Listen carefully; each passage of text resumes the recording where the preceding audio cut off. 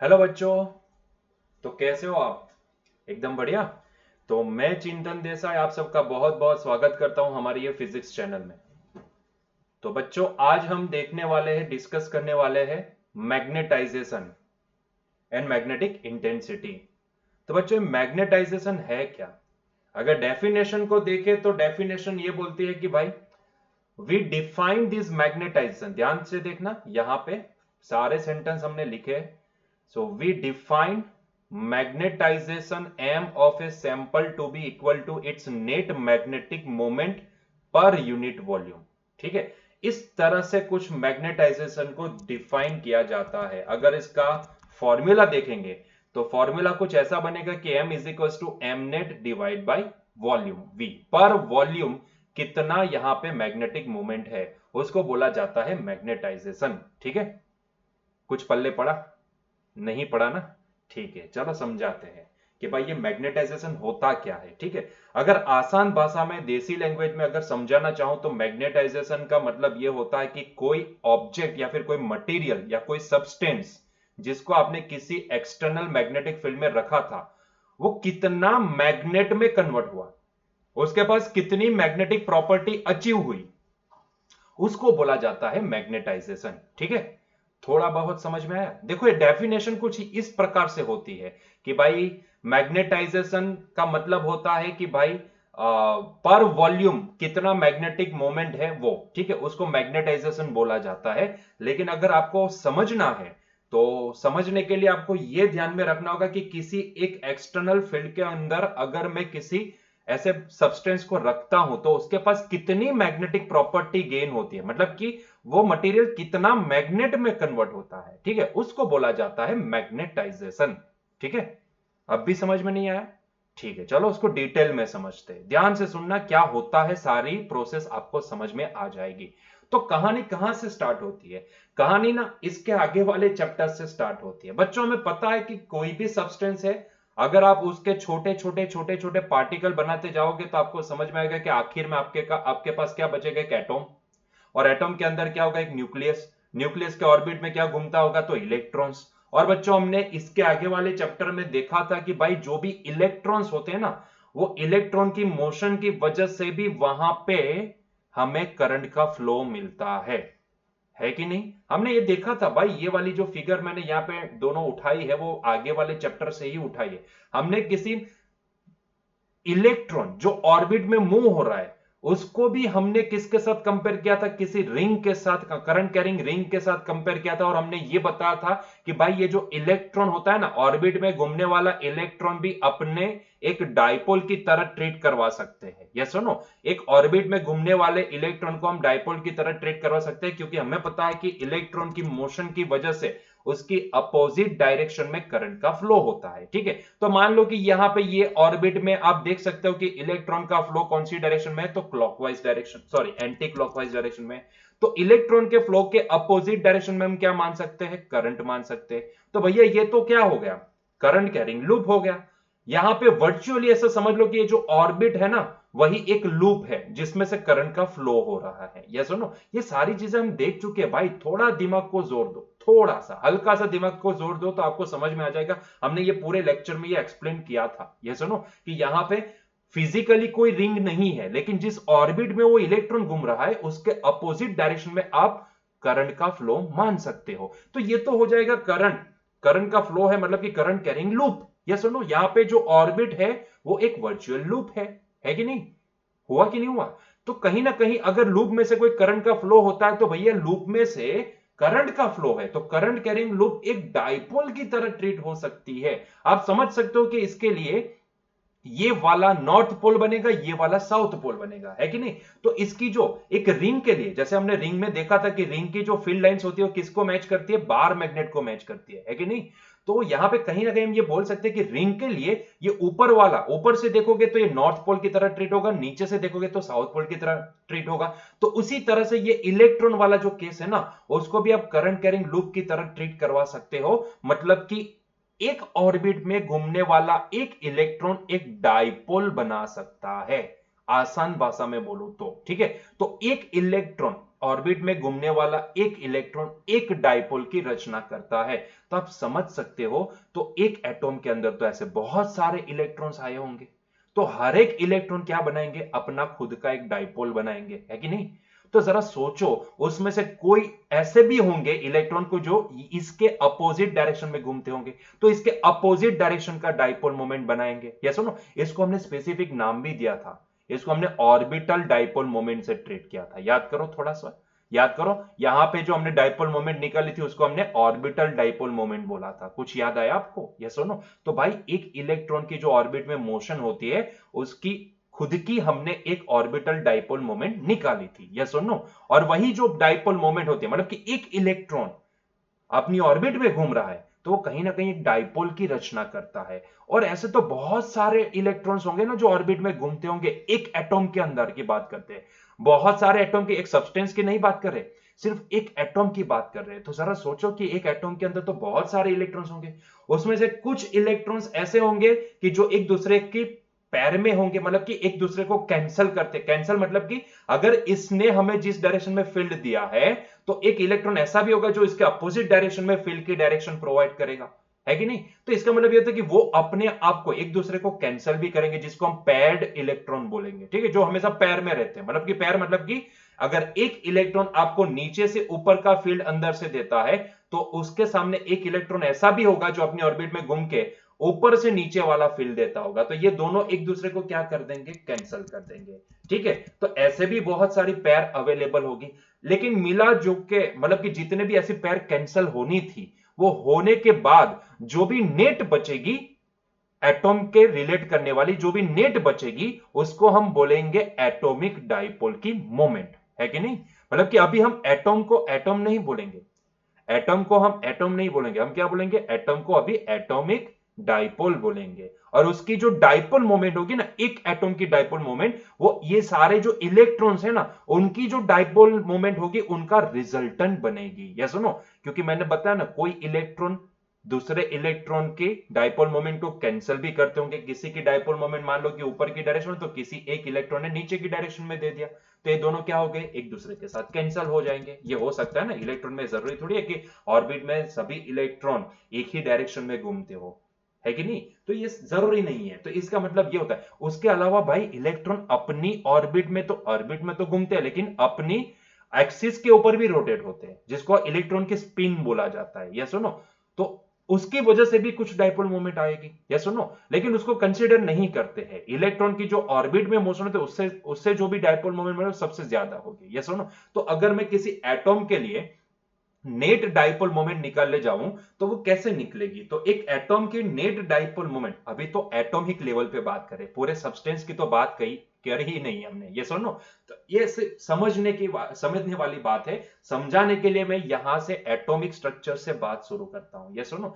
बाकी आप चाहो तो ये फॉर्मूला रट्टा मार सकते हो, ये सेंटेंस वगैरह रट्टा मार सकते हो, और बस उसी का रट्टा मार लिए। कैपिटल एम होता है हमारे लिए मैग्नेटाइजेशन, बात खत्म। मैग्नेटाइजेशन क्या होता है, तो net dipole moment of that particular substance पर वॉल्यूम, बात खत्म, ठीक है। तो ये होता है नेट डाइपोल मोमेंट, या फिर मैग्नेटाइजेशन हम इसको बोल सकते हैं, ठीक है। Net dipole moment per volume, that is called magnetisation. लेकिन जरा समझना भी जरूरी हो जाता है, इतना डेप्थ में नहीं जाएंगे कि भाई एटॉम की डाइपोल नेट डाइपोल मोमेंट कैसे निकाली जाती है, कितने कितने फैक्टर से बनती है, वो उतना डीप में नहीं जाएंगे। हमें कोई पीएचडी नहीं करना है यहाँ पे, जितना काम का है उतना समझाएंगे, या सुनो। तो बाकी अगर जाना चाहो तो अंदर बहुत सारी चीजें हैं। वैसे अगर एक इलेक्ट्रॉन को देखा जाए तो इलेक्ट्रॉन के पास भी दो नेचर होते हैं, ड्यूअल नेचर होता है। वो पार्टिकल की तरह भी ट्रीट हो सकता है, वो वेव की तरह भी ट्रीट हो सकता है, क्वांटम फिजिक्स, ठीक है। तो वो सारे सारे अंदर तक डेप्थ में तो नहीं जाएंगे, इतना डेप्थ में नहीं जाएंगे, लेकिन ऊपर ऊपर से देखेंगे भाई। वो वेव वाला नेचर तो अभी हमें देखना नहीं है, ड्यूअल नेचर नहीं देखना है, सिर्फ हमें एटॉम की तरह उसको ट्रीट करना, मतलब कि एटॉमिक नेचर जो भी उसका है उसको ही देखना है।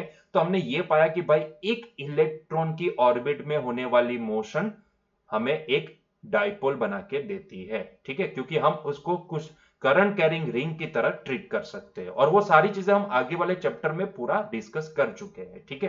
तो एक इलेक्ट्रॉन की मोशन की वजह से एक हमें वो इलेक्ट्रॉन को रिलेट करने वाली एक ऑर्बिटल डाइपोल मोमेंट मिलती है, यस और नो, जो हमने वहां पे देखी थी। लेकिन एक एटॉम के अंदर जरा सोचो, एक एटॉम के अंदर ऐसे एक इलेक्ट्रॉन तो होगा नहीं, बहुत सारे इलेक्ट्रॉन्स होंगे। उसमें हो सकता है कि इलेक्ट्रॉन पेयर में हो, मतलब कि एक इलेक्ट्रॉन अगर हमें नीचे से ऊपर वाली डायरेक्शन में डाइपोल मोमेंट देता है, तो एक इलेक्ट्रॉन ऐसा भी होगा उसके सामने कि जो हमें ऊपर से नीचे वाली डाइपोल मोमेंट देगा। तो ये दोनों एक दूसरे को क्या करेंगे, कैंसल कर देंगे, है कि नहीं? वो एक दूसरे को क्या करेंगे, कैंसल कर देंगे। तो ऐसे तो बहुत सारे इलेक्ट्रॉन होंगे ना, तो जितने कैंसल होने थे वो हो चुके होंगे। उसके बाद जो बचेंगे उनकी जो टोटल डाइपोल मोमेंट होगी, वेक्टोरियल एडिशन होने के बाद जो हमारे पास नेट डाइपोल मोमेंट बनेगी, वो होगी एक एटॉम की डाइपोल मोमेंट। मान लो कि एक एटॉम के अंदर, मान लो कि मेरे पास 10 इलेक्ट्रॉन्स है, मान लो कि 10 इलेक्ट्रॉन है, तो 10 में से मान लो कि यहां पे 7 इलेक्ट्रॉन की, सॉरी 6 इलेक्ट्रॉन की डाइपोल मोमेंट एक दूसरे के साथ कैंसिल हो गए, तो बचे 4। वो 4 की जो रिजल्टेंट बचेगी ना, रिजल्टेंट जो भी बनेगी वो होगी वो पूरे एटॉम की डाइपोल मोमेंट। ठीक है, इस तरह से आप इसको कंसीडर कर सकते हो। तो इसीलिए यहां पे एक सेंटेंस भी हमने लिखा है, ध्यान से देखो, ये आपकी एनसीईआरटी की किताब में से ही हमने सेंटेंस उठाया है। क्या लिखा है यहां पे देखो, we have seen that the circulating electron in an atom has a magnetic moment. बात तो सही है। In a bulk material these moments add up vectorially। ये बहुत ही इंपॉर्टेंट टर्म होती है, वेक्टोरियली। वेक्टोरियली एडिशन का मतलब ये होता है कि दो अपोजिट डायरेक्शन के सेम मैग्नीट्यूड वाले जो भी वेक्टर होते हैं वो एक दूसरे को कैंसिल करते हैं। ठीक है, they can give a net magnetic moment which is non-zero, and we define the magnetization m for a sample to be equal to it's net magnetic moment per unit volume. ठीक है, तो ये पूरे सारे जो सेंटेंस है ना, वो हमने एनसीईआरटी की किताब में से ही उठाए हैं। लेकिन जरा समझने वाली बात ये होती है कि यहाँ पे एक एटॉम की जो नेट डाइपोल, अभी तो एटॉमिक लेवल पे बात करें, तो एक एटॉम की जो नेट डाइपोल मोमेंट बनेगी, वो उसके अंदर जितने भी इलेक्ट्रॉन की इंडिविजुअल डाइपोल मोमेंट है ना, उसका वेक्टोरियल एडिशन होने के बाद बनेगी। यस और नो, मतलब कि जो एक दूसरे को कैंसिल करते होंगे वो सारी डाइपोल मोमेंट इलेक्ट्रॉन की कैंसिल हो जाएगी, जो बचेंगे वो ऐड होने के बाद हमें रिजल्टेंट मिलेगी। तो उसकी डायरेक्शन जो भी होगी ना, वो भी रिजल्टेंट वेक्टोरियल एडिशन से आप निकाल सकते हो। खैर, हमें उतना डीप में तो जाना नहीं है, लेकिन मुझे इतना समझ में आता है कि मान लो कि मैंने एक सब्सटेंस ले लिया है, एक सब्सटेंस ले लिया है, जिसको मैं यहां पे एक रेक्टेंगल के अंदर दिखा रहा हूं। एक सब्सटेंस मैंने यहां पे ले लिया है जिसके अंदर बहुत सारे एटॉम है। अभी ना मैं एटॉम को ना एटॉम की तरह नहीं ट्रीट करूंगा, अभी मेरे लिए वो एटॉम नहीं है, एटॉमिक डाइपोल है। ठीक है, वो मेरे लिए एटॉम नहीं है, वो मेरे लिए एटॉमिक डाइपोल है। आप समझ सकते हो कि उसकी नेट डाइपोल मोमेंट कैसे निकली होगी, बहुत सारे इलेक्ट्रॉन्स की जो भी डाइपोल मोमेंट थी उसका वेक्टोरियल एडिशन होने के बाद। तो मान लो कि मैंने ये एक सब्सटेंस ले लिया, तो इसके अंदर हम समझ सकते हैं कि बहुत सारे ऐसे एटॉम्स आए होंगे। मेरे लिए अभी वो एटॉम एटॉम नहीं रहेंगे, मेरे लिए वो अभी एटॉमिक डाइपोल बन गए। ठीक है, और हर एक डाइपोल की एक डायरेक्शन होती है, साउथ से लेकर नॉर्थ। मैंने क्या बताया कि अगर मान लो कि कोई एक एटॉम के अंदर 10 इलेक्ट्रॉन है, उसमें से 6 इलेक्ट्रॉन ऐसे हैं कि जिनकी डाइपोल मोमेंट एक दूसरे को कैंसिल कर रही है। ठीक है, तो कैंसिल हो जाएंगे, बाकी बचे 4। वो 4 की जो नेट डाइपोल मोमेंट निकलेगी ना वेक्टोरियल एडिशन के बाद, क्योंकि डाइपोल मोमेंट खुद एक वेक्टर क्वांटिटी है, तो आपको पता है कि वेक्टोरियल एडिशन कैसे होता है। ये सुनो, वो पैरेललोग्राम मेथड याद है ना, कैसे उसकी डायमेंशन निकाल, वो डायमेंशन होता है। ये सुनो, मैग्नीट्यूड निकालते हैं, आसान भाषा में तो मैग्नीट्यूड निकालते हैं, लेकिन उसकी रिजल्टेंट की भी एक डायरेक्शन आती है, जो थीटा हमें निकाला जाता है, थीटा से हम उसकी डायरेक्शन पता लगा सकते हैं। ठीक है, अगर आपने अच्छे से पैरेललोग्राम मेथड स्टडी की है, तो उसके डेरिवेशन में आपने दो चीजें निकाली होगी। ज्यादातर आप ना वो मैग्नीट्यूड निकालने का फॉर्मूला ही याद रखते हैं, बाकी वेक्टर, वो रिजल्टेंट की डायरेक्शन का थीटा वाला फॉर्मूला ना, वो याद नहीं रखते हैं। वहीं पे गलती कर देते हैं कि भाई एक वेक्टर होता है ना, वो मैग्नीट्यूड एंड डायरेक्शन दोनों से रिप्रेजेंट होता है। सिर्फ मैग्नीट्यूड लिखना काफी नहीं होता है, वेक्टर है तो डायरेक्शन भी उतना ही इंपॉर्टेंट होता है। तो एक वेक्टर को अगर रिप्रेजेंट करना है तो magnitude is mandatory as well as direction also mandatory.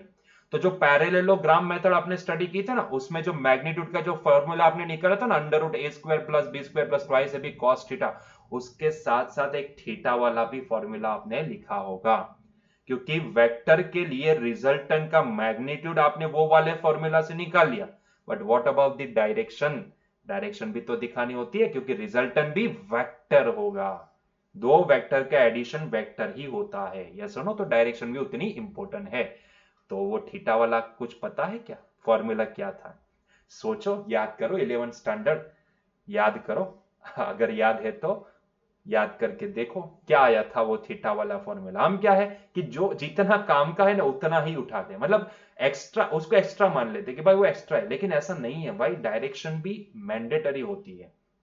तो हमने ये पता लगा, छोड़ो वो सारी बातों में, हमें 11th स्टैंडर्ड में नहीं जाना है, 12 के ऊपर फोकस करते हैं।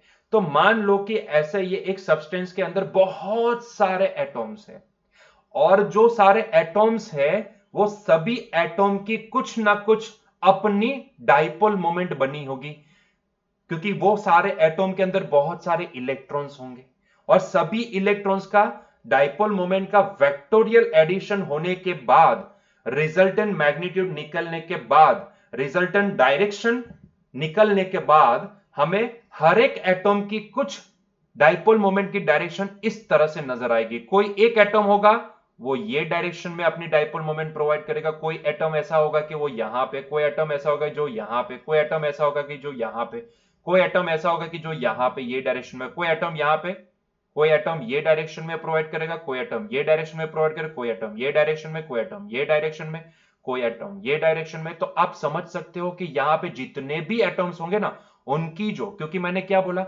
अभी हर एक एटॉम को हमें क्या करना है, एटॉम की तरह नहीं देखना है उसको, एक डाइपोल की तरह देखना है। यस सुनो, वो मेरे लिए एटॉमिक डाइपोल है। और डाइपोल डाइपोल को रिप्रेजेंट करने के लिए हमारे पास एक ही तो नजरिया होता है, that is the dipole moment. हम किसी भी डाइपोल को डाइपोल मोमेंट से ही दिखा सकते हैं। यस और नो, अगर आपने कॉम्पिटिटिव में अगर डाइपोल के क्वेश्चन सॉल्व किए होंगे, इलेक्ट्रोस्टैटिक में भी, कि एक डाइपोल दूसरे डाइपोल के ऊपर कितना फोर्स लगाता है, अगर दो डाइपोल अगर अलाइन हो जाए, पैरेलली हो जाए, पैरेलली अलाइन हो जाए, या फिर परपेंडिकुलर अलाइन, तब एक डाइपोल दूसरे डाइपोल के ऊपर कितना फोर्स लगा सकता है। तो ऐसे केस में ना हम उसको सिर्फ डाइपोल मोमेंट से दिखा सकते हैं। कभी ये क्वेश्चन नहीं हुआ कि भाई ये डाइपोल मोमेंट क्यों बार बार हमें रिप्रेजेंट करने की जरूरत पड़ती है, चाहे वो इलेक्ट्रोस्टैटिक डाइपोल हो या मैग्नेटिक डाइपोल हो, क्यों हमें बार बार ये मैग्नेटिक डाइपोल मोमेंट या फिर इलेक्ट्रिक डाइपोल मोमेंट को डिफाइन करने की जरूरत पड़ी। ऐसा क्वेश्चन होना चाहिए, क्योंकि भाई है क्या कि ये जो डाइपोल होता है ना, डाइपोल को शो करना, मतलब कि किसी डाइपोल को रिप्रेजेंट करना, उसके लिए मुझे एक फिजिकल क्वांटिटी की जरूरत पड़ती है। जैसे कि चार्ज है तो चार्ज को ट्रीट करने के लिए हमने यहाँ पे चार्ज की भी एक फिजिकल क्वांटिटी बना दी, चार्ज को एक अलग से फिजिकल क्वांटिटी मान लिया। यस और नो, उसी तरह से हमने वहां पे एक पोल को पोल स्ट्रेन से रिप्रेजेंट किया था, याद आया कुछ? ठीक है, तो कहीं ना कहीं हमें कुछ चीजों को आसान बनाने के लिए, क्योंकि बार बार मैं यहाँ पे मैग्नेट थोड़ी ना ड्रॉ करूंगा, हालांकि मैग्नेट एक डाइपोल है, लेकिन वो बार मैग्नेट बार बार मैं ड्रॉ नहीं करूंगा। तो अगर कहीं पे डाइपोल है तो उसका स्ट्रक्चर बहुत ही बड़ा होता है। अगर इलेक्ट्रोस्टैटिक डाइपोल है तो उसके लिए मुझे यहाँ पे एक नेगेटिव चार्ज दिखाना पड़ता है, एक पॉजिटिव चार्ज दिखाना पड़ता है, बहुत ही बढ़िया, दोनों के बीच का एक सेपरेशन दिखाना। अभी बार बार मैं ऐसा क्यों करूं? अरे उससे अच्छा है कि हम ये पूरे स्ट्रक्चर को रिप्रेजेंट करने वाली एक हम फिजिकल क्वांटिटी ही डिफाइन कर देते हैं, कि जो मुझे ये पूरा स्ट्रक्चर डिफाइन करके देगी। बस इसीलिए यहां पे डाइपोल मोमेंट का यूज होता है। कि डाइपोल मोमेंट क्या करती है, डाइपोल मोमेंट किसी एक डाइपोल का अस्तित्व बताती है। या सुनो, अगर मैंने यहां पे इसको छोड़ के मैंने ऐसा बता दिया कि भाई ये पी वेक्टर है, तो इसका मतलब ये होता है कि कहीं ना कहीं ये दिखा रहा है कि यहां पे कोई डाइपोल है, कि जिसका नेगेटिव चार्ज यहां पे होना चाहिए, पॉजिटिव चार्ज यहां पे होना चाहिए, दोनों के बीच का सेपरेशन ट्वाइस होना चाहिए। तो कहीं ना कहीं जिस तरह से चार्ज को हम क्यू से डिनोट करते हैं, जिस तरह पोल स्ट्रेन को हम क्यूएम से डिनोट करते हैं, उसी तरह से डाइपोल को हम यहां पे पी से डिनोट करते हैं इलेक्ट्रोस्टैटिक केस में। यस और नो? इसी तरह से यहां पे मैग्नेटिक डाइपोल को हम स्मॉल एम से डिनोट करते हैं। तो जब भी मैं स्मॉल एम लिखता हूं, according to the NCERT notation, जब भी मैं स्मॉल एम लिखता हूं तो इसका मतलब कहीं ना कहीं ये होता है कि यहां पे कोई डाइपोल है, यहां पे कोई डाइपोल है। क्लियर हुआ ये पॉइंट? तो इसीलिए डाइपोल को शो करने के लिए हमें एक अलग से फिजिकल क्वांटिटी यहां पे डिफाइन करने की जरूरत पड़ी, जिसको हम डाइपोल मोमेंट बोलते हैं। तो डाइपोल मोमेंट सिर्फ एक डाइपोल का एग्जिस्टेंस बताता है।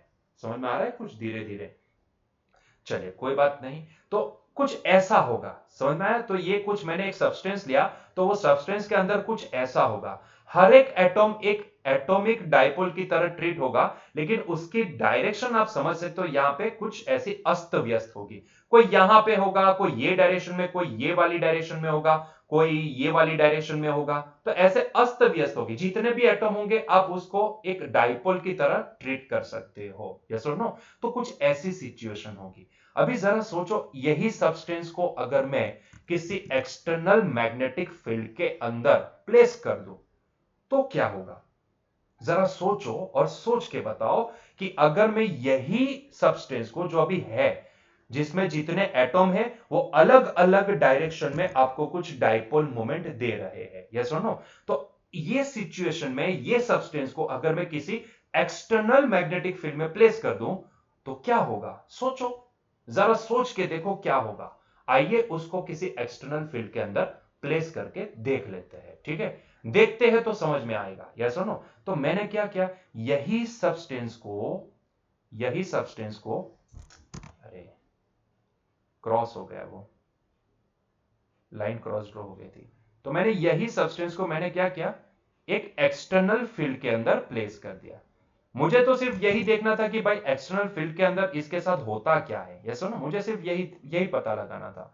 तो ये देखने के लिए मैंने यही सब्सटेंस को उठा करके, जब एक्सटर्नल फील्ड नहीं था तब ये सिचुएशन थी, आप समझ सकते हो, तब ये वाली सिचुएशन थी। हर एक डाइपोल अगर आप देखोगे तो हर एक एटॉमिक डाइपोल अलग अलग डायरेक्शन को पॉइंट आउट कर रहे थे, यस और नो? और अगर आप यहां पे कोई छोटा सा एक वॉल्यूम भी कंसीडर कर लो और उसकी अगर नेट डाइपोल मोमेंट निकालने जाओ तो आपको वो जीरो मिलेगी।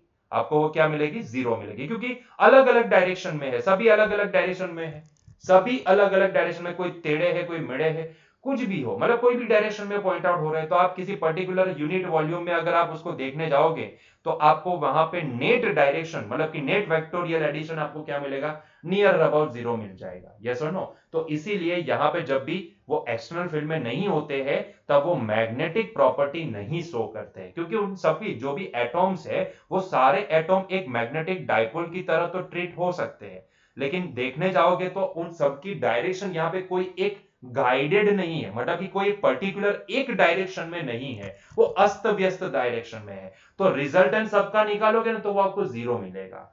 याद आता है कुछ ऐसा पोलराइजेशन में भी देखे थे, कैपेसिटेंस वाले सेकंड चैप्टर में, कुछ याद आ रहा है? पोलराइजेशन में भी ऐसा ही होता था कि नेट डाइपोल मोमेंट वहां पे जीरो होती थी, ठीक है? पोलार नॉन पोलार ऐसा कुछ देखा था बच्चों। वहां पे जो पोलराइजेशन हमने देखा था ना, बस इस तरह से मैग्नेटिज्म में मैग्नेटाइजेशन होता है। पोलराइजेशन एक किसी ऑब्जेक्ट को इलेक्ट्रोस्टैटिक फील्ड के अंदर प्लेस करके उसको इलेक्ट्रोस्टैटिक मटेरियल में कन्वर्ट करने की एक प्रोसेस होती है, मतलब कि वहां पे उसको चार्ज करने की प्रोसेस होती है, चार्ज को इंड्यूस करने की प्रोसेस होती है, उसको बोला जाता है पोलराइजेशन। बस यहां पे किसी मटेरियल को मैग्नेटिक प्रॉपर्टी में कन्वर्ट कर रहा है या फिर उसको मैग्नेटिक प्रॉपर्टी गेन करवाने की जो प्रोसेस होती है उसको बोला जाता है मैग्नेटाइजेशन, ठीक है? बहुत ही सिंपल है, उसके साथ लिंक करते जाओ तो आपको धीरे धीरे सब समझ में आता जाएगा, यस और नो? मैंने ऐसा ही इसलिए बोला था कि भाई अगर स्टैटिक कंडीशन को मैग्नेटिज्म के साथ अगर कंपेयर करोगे ना तो ही आपको मजा आएगा, नहीं तो आपके लिए मैग्नेटिज्म थोड़ा सा डिफिकल्ट हो जाएगा। वैसे कुछ डिफिकल्ट नहीं है, अगर आप समझते हो तो डिफिकल्ट नहीं है, नहीं तो अगर रट्टा मारते हो तो फिर भाई सब कुछ डिफिकल्ट है। उससे अच्छा है कि अगर if you are expert in the रट्टा मारिंग प्रोसेस तो बेटर कि जस्ट रट्टा मार के आगे बढ़ जाओ, मैं और कुछ बोलूंगा नहीं यहाँ पे, ठीक है? चलिए, तो समझना है तो समझ लेते हैं। तो अभी क्या होगा कि यही सब्सटेंस को मैंने क्या किया, एक एक्सटर्नल फील्ड के अंदर प्लेस कर दिया। कौन सा वाला फील्ड? तो भैया मैग्नेटिक फील्ड, ठीक है? तो मान लो कि ये हमारा एक्सटर्नल मैग्नेटिक फील्ड है। अभी आपको पता है कि अगर मैं किसी डाइपोल को किसी एक्सटर्नल मैग्नेटिक फील्ड के अंदर अगर मैं प्लेस करता हूं तो उसके साथ क्या घटना घटती है आपको पता है? ना मत बोलना, आपको सारी चीजें पता है। नहीं पता है तो समझा देता हूं, जल्दी से याद करवा देता हूं। मान लो मैं अगर किसी एक एक्सटर्नल इस तरह का एक यूनिफॉर्म फील्ड है, इसके अंदर अगर मान लो कि मैं किसी एक बार मैग्नेट को मैं यहां पे प्लेस करता हूं तो क्या होगा? क्या बार मैग्नेट ये मैग्नेटिक फील्ड की डायरेक्शन में अलाइन हो जाएगा, है कि नहीं? यहां पे इसका नॉर्थ पोल आ जाएगा, यहां पे इसका साउथ पोल आ जाएगा, क्योंकि यहां पे बहुत सारे नॉर्थ पोल होंगे, यहाँ पे बहुत सारे साउथ पोल होंगे। तो अगर आप किसी बार मैग्नेट को किसी एंगल पे भी प्लेस करोगे ना, मान लो कि मैंने उसको ये एंगल पे प्लेस किया, तो भी उसके ऊपर टॉर्क लग के वो अपनी स्टेबल इक्विलिब्रियम स्टेट में आ जाएगा। और ये है उसकी स्टेबल इक्विलिब्रियम स्टेट, ये वाली, ये है उसकी स्टेबल इक्विलिब्रियम स्टेट। तो आप उसको अगर किसी एंगल पे प्लेस करोगे ना, तो वो क्या होगा, रोटेट होकर उसके ऊपर टॉर्क लगेगा और रोटेट होकर क्या हो जाएगा, अलाइन हो जाएगा। किसके अलाइन, फील्ड के अलाइन हो जाएगा, है कि नहीं। तो भाई अगर सोचो ना, यहां पे भी ऐसे बहुत सारे, ये भी क्या है, डाइपोल ही तो है। अरे भैया ये भी तो डाइपोल ही तो है, ये बार मैग्नेट क्या है, एक डाइपोल है। ठीक है, तो इसको मैं बार मैग्नेट की तरह ना देखूं और इसको मैं मिटा के अगर मैं इसको सिर्फ डाइपोल मोमेंट से दिखा दूं, ये मेरे लिए बार मैग्नेट नहीं है, लेकिन मान लो कि वो एक डाइपोल है, तो मैं इसको सिर्फ एरो से दिखा दूं, तो भैया ये हो गया एरो। तो मैंने पहले इस एरो को ऐसे लगा, ऐसे रखा था, लेकिन उसके ऊपर टॉर्क लगने के कारण अभी वो क्या हो गया, अलाइन हो गया फील्ड के, है कि नहीं। तो ये हो गया अलाइन। तो इस तरह से आप यहां पे भी तो देखो, बहुत सारे ऐसे छोटे छोटे एटॉमिक डाइपोल, 1 2 3 4, बहुत सारे, इतने सब्सटेंस में हजारों करोड़ों डाइपोल हो सकते हैं। ये सुनो, तो सारे डाइपोल जैसे आप इसको एक्सटर्नल फील्ड के अंदर प्लेस करोगे, तो सारे डाइपोल कहां पे अलाइन होंगे, कौन सी डायरेक्शन में अलाइन होंगे, जरा सोच के देखो, कौन सी डायरेक्शन में अलाइन हो जाएंगे। जी हाँ, ये सुनो, वो सारे डाइपोल ना ये वाली डायरेक्शन में अलाइन होने की कोशिश करेंगे। देखो मैं ये नहीं बोलूंगा कि 100% सारे एक ही डायरेक्शन में अलाइन हो जाएंगे, लेकिन ऑलमोस्ट नियर अबाउट वो ये डायरेक्शन में पॉइंट आउट हो जाएंगे। ये सुनो, ये डायरेक्शन को पॉइंट आउट करते हो जाएंगे। तो कुछ इस तरह का सिनारियो आपको दिखेगा। सभी उसी डायरेक्शन में अलाइन होंगे ऐसा जरूरी नहीं है, कोई ऐसा टेढ़ा मेढ़ा अभी भी होगा, वो ऐसा अभी भी होगा कि जो किसी अलग डायरेक्शन को पॉइंट आउट करता होगा। जितनी स्ट्रेंथ ज्यादा, उतने वो अच्छे से अलाइन होंगे, पर्टिकुलर एक ही डायरेक्शन में अलाइन होंगे। ठीक है, तो आपको कुछ ऐसा सिनारियो देखने को मिलेगा। ये देखो, ये सिचुएशन को देखो और ये सिचुएशन को देखो, तो यहां पे दोनों सिचुएशन में आपको डिफरेंस क्या दिख रहा है। दोनों सिचुएशन में डिफरेंस ये है कि भैया यहां पे सभी डाइपोल अस्त व्यस्त है। तो अगर आप यहां पे नेट डाइपोल मोमेंट निकालने जाओगे तो वो आपको जीरो दिखेगी। नेट डाइपोल मोमेंट यहां पे जीरो दिखेगी। इस सब की, ये पूरे सब्सटेंस की, इतने सब्सटेंस की अगर मैं नेट डाइपोल मोमेंट निकालने जाऊं तो वो जीरो मिलेगी, क्योंकि सभी अलग अलग डायरेक्शन में। तो इसका अगर वेक्टर एडिशन निकालने जाओगे तो नियर अबाउट जीरो मिल जाएगा। लेकिन क्या ये वाले केस में जीरो होगा? अरे ज्यादातर डाइपोल यहां पे एक पर्टिकुलर डायरेक्शन में अरेंज हो चुके हैं। हाँ, मैं ये नहीं बोलूंगा कि 100% अरेंज हो जाएंगे, नहीं, ये कहना गलत होगा। 100% वो अरेंज नहीं होंगे, लेकिन मैक्सिमम मैक्सिमम डाइपोल अरेंज हो जाएंगे। और इस तरह से आप यहां पे देखोगे तो अभी यहां पे मैं इन सब की, इतने सब्सटेंस की अगर मैं नेट डाइपोल मोमेंट निकालने जाऊं तो वो अभी जीरो नहीं होगी। जो टेढ़े मेढ़े हैं वो जितने हैं वो सारे कैंसिल हो ही जाएंगे, लेकिन फिर भी आपको कुछ वैल्यू बचेगी जो आपको रिजल्टेंट के तौर पे मिलेगी। यस और नो? तो बस बच्चों, इसी को बोला जाता है मैग्नेटाइजेशन प्रोसेस। अभी मैं बोल सकता हूं कि ये जो सब्सटेंस है ना, वो मैग्नेटाइज हो गया है, मतलब कि उसके पास मैग्नेटिक प्रॉपर्टी आ चुकी है। उसके जो सभी एटॉम्स है ना, उनकी जो डाइपोल है ना, डाइपोल मोमेंट, वो किसी पर्टिकुलर एक डायरेक्शन में पॉइंट आउट हो चुकी है। तो ये अस्त व्यस्त कंडीशन में से व्यवस्थित कंडीशन में कन्वर्ट होने की जो प्रोसेस है बच्चों, उसी को बोला जाता है मैग्नेटाइजेशन प्रोसेस।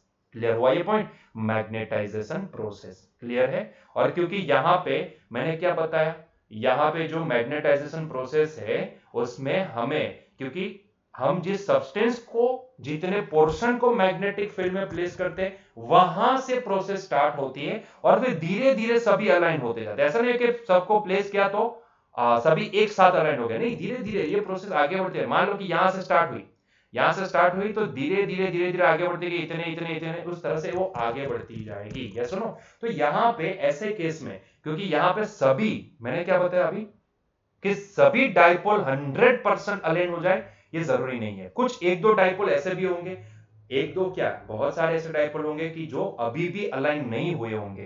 तो इसीलिए ये वाले केस में ना, हमारे लिए मैग्नेटाइज कितना हुआ है ये आइडेंटिफाई करना बहुत ही जरूरी है, क्योंकि ये वाली सिचुएशन में अलाइंड सिचुएशन अचीव करना, उसी को बोला जाता है मैग्नेटाइजेशन प्रोसेस। ठीक है, तो यहां पे कितना मैग्नेटाइज हुआ, सारे तो मैग्नेटाइज नहीं हुए, सभी डाइपोल तो एक ही डायरेक्शन में अलाइन नहीं हुए, ये तो आप समझ सकते हो। यस नो, सारे यहां पे मैग्नेटाइज नहीं हुए हैं। तो इसका मतलब ये होता है कि हमें यहां पे एक और टर्म डिफाइन करनी पड़ेगी मैग्नेटाइजेशन के लिए, एक और टर्म डिफाइन करनी पड़ेगी कि जो प्रॉपरली मैग्नेटाइजेशन को समझा सके। और इसीलिए मैग्नेटाइजेशन को समझने के लिए हम net dipole moment per volume निकालते हैं। ठीक है, कि वो भाई पर्टिकुलर वॉल्यूम में कितने डाइपोल अलाइन हुए, उसी को बोला जाता है उसका मैग्नेटाइजेशन। ठीक है, बाकी है यही प्रोसेस, ये जो पूरी प्रोसेस है उसी को मैग्नेटाइजेशन बोला जाता है, कि भाई अस्त व्यस्त अवस्था में से व्यवस्थित अवस्था को अचीव करना, उसको मैग्नेटाइजेशन बोला जाता है। लेकिन क्योंकि यहाँ पे 100% मैग्नेटाइज नहीं होता है,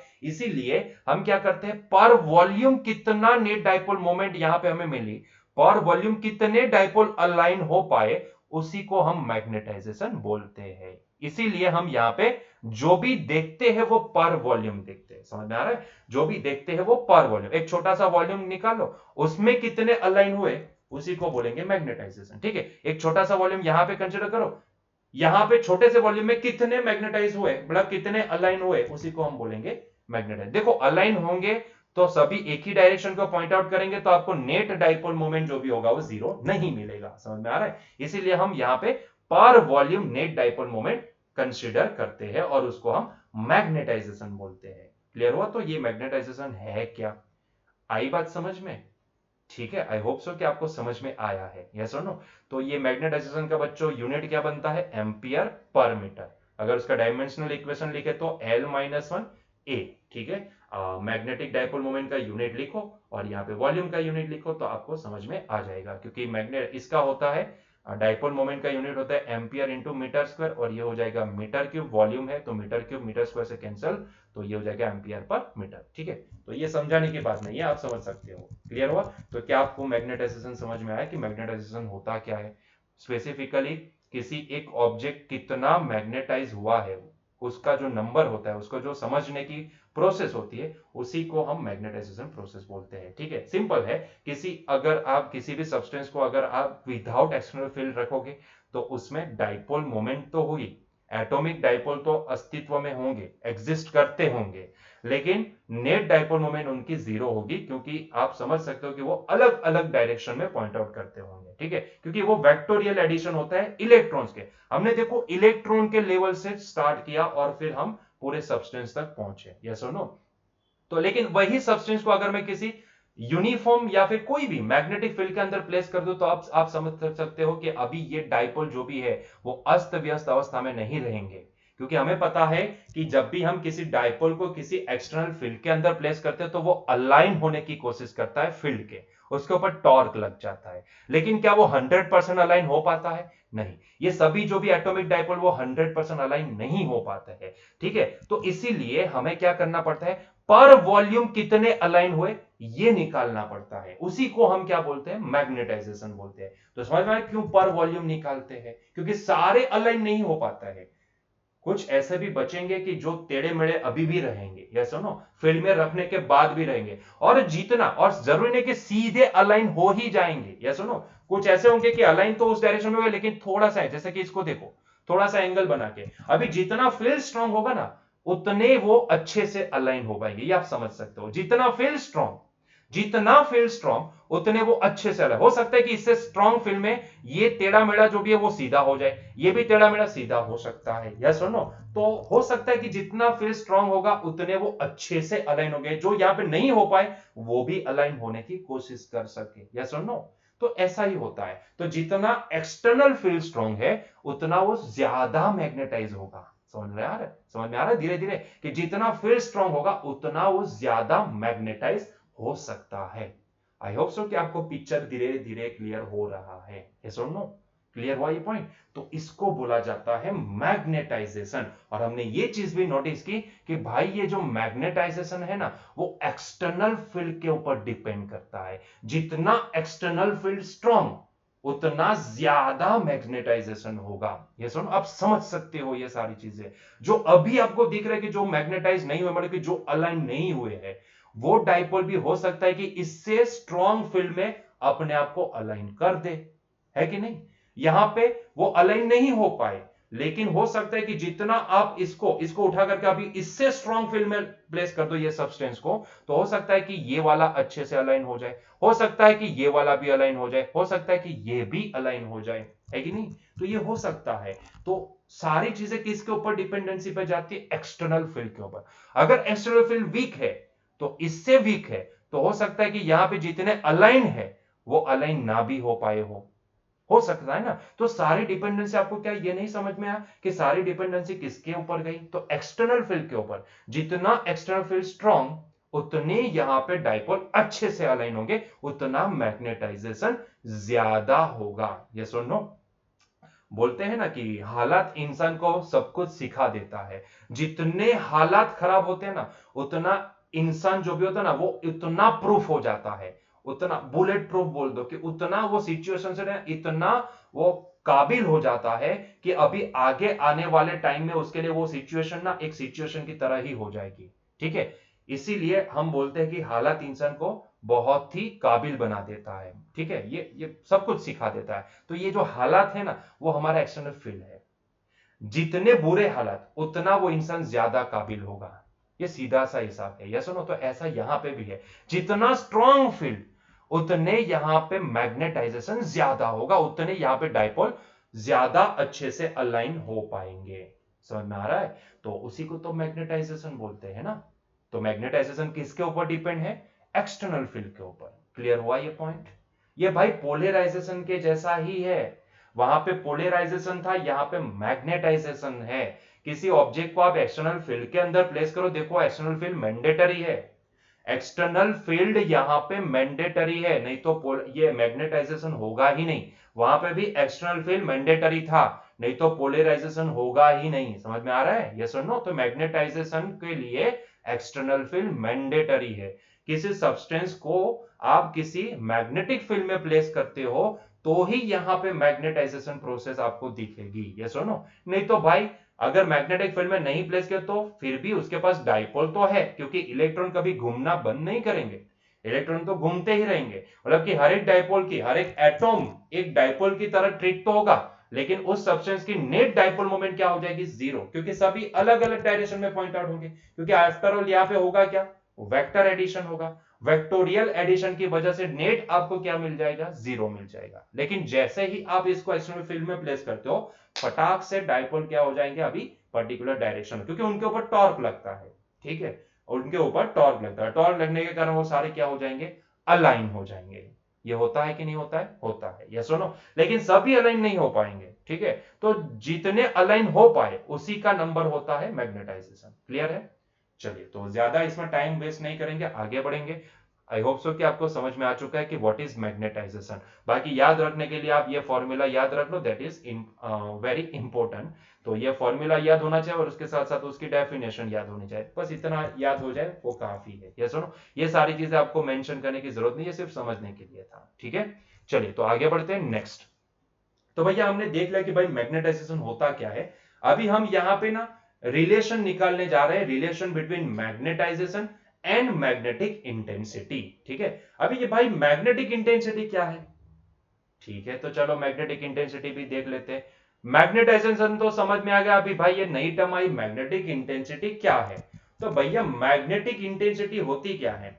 तो भैया हम जिस ऑब्जेक्ट को, अगर देसी भाषा में समझाऊं तो जिस ऑब्जेक्ट को हम मैग्नेटाइज करना चाहते हैं या फिर जिस सब्सटेंस को हम मैग्नेटाइज करना चाहते हैं, वो सब्सटेंस को मैग्नेटाइज कौन करता है?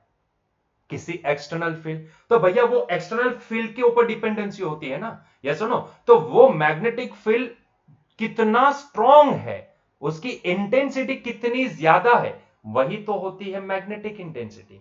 यस और नो? जो एक्सटर्नल फील्ड कितना स्ट्रॉन्ग है वो कौन दिखाएगा? मैग्नेटिक फील्ड इंटेंसिटी या फिर मैग्नेटिक इंटेंसिटी, है कि नहीं? फील्ड को हम फील्ड नहीं बोलते, फील्ड इंटेंसिटी बोलते हैं। यस और नो? तो ये फील्ड कितना स्ट्रॉन्ग है, कितना वीक है, वो सारी चीजें हम कैसे पता लगा सकते हैं? इंटेंसिटी से, है कि नहीं? तो यहां पे बस ये क्या है? Magnetic intensity. मतलब कि मैग्नेटिक इंटेंसिटी वो होती है जो किसी मटेरियल को मैग्नेटाइज कर सकती है, सीधी भाषा में बोलो तो। यस और नो? क्लियर हुआ ये पॉइंट? अच्छा, तो अभी ये रिलेशन भी पता लगा लेते हैं कि भाई इन दोनों के बीच का रिलेशन क्या है। अभी यहाँ पे ना रिलेशन निकालने के लिए ना हम यहाँ पे वैसे तो आप डायरेक्टली ये रिलेशन याद रख सकते हो, लेकिन फिर भी हमारी एनसीईआरटी में ना इसको समझने के लिए, रिलेशन पता लगाने के लिए हमें सोलेनोइड का कंसेप्ट यूज किया जाता है। मतलब कि हमें एक एग्जांपल को यहां पे ध्यान में रख के हमें ये समझाया जाता है कि भाई ये होता है मैग्नेटाइजेशन और ये होती है मैग्नेटिक इंटेंसिटी। ठीक है, तो ये एक एग्जांपल से हमें समझाया जाता है एनसीईआरटी में। तो यहां पे मान लो कि हमने एक सोलेनोइड ले लिया, ठीक है, मान लो हमने एक सोलेनोइड ले लिया। अभी मुझे बोलने की जरूरत नहीं, आपको पता है कि सोलेनोइड के अंदर उसकी एक्सिस के ऊपर कितना फील्ड होता है। जैसे कि मान लो कि ये वाली उसकी एक्सिस है, तो उसकी एक्सिस के ऊपर कितना फील्ड होता है आपको पता है। याद करो थोड़ा सा, उसके फील्ड, हाँ, उसकी एक्सिस के ऊपर कितना फील्ड होता है। लेट्स से कि मैंने इसको बोल दिया B0, तो उसकी एक्सिस के ऊपर फील्ड होता है μ0 ni के बराबर, है कि नहीं। μ0 ni के बराबर, मुन्नी, याद करो ना, मुन्नी। ठीक है, तो अगर मैं इसमें से कोई करंट को दौड़ाऊं, तो करंट के दौड़ने से हमें पता है कि मूविंग चार्ज मतलब कि करंट, तो ये हो जाएगी करंट कैरिंग लूप, लेकिन एक लूप नहीं, बहुत सारे लूप। तो उसके हिसाब से भाई ये सारी चीजें हम निकाल चुके हैं। ठीक है, तो अभी मैं डायरेक्ट यूज करूंगा वापिस सोलेनोइड क्या है, कैसे उसका फील्ड लिखना आता है, वो सारी चीजें मैं नहीं समझाऊंगा। ठीक है, तो हमें ये पता लगा कि भाई सोलेनोइड के अंदर जब भी हम कोई मटेरियल को पोर नहीं करते, मतलब कि कोई मटेरियल के ऊपर उसको लपेट के सोलेनोइड नहीं बनाते हैं, तो ऐसे केस में उसकी एक्सिस के ऊपर कितना फील्ड आता है, इतना।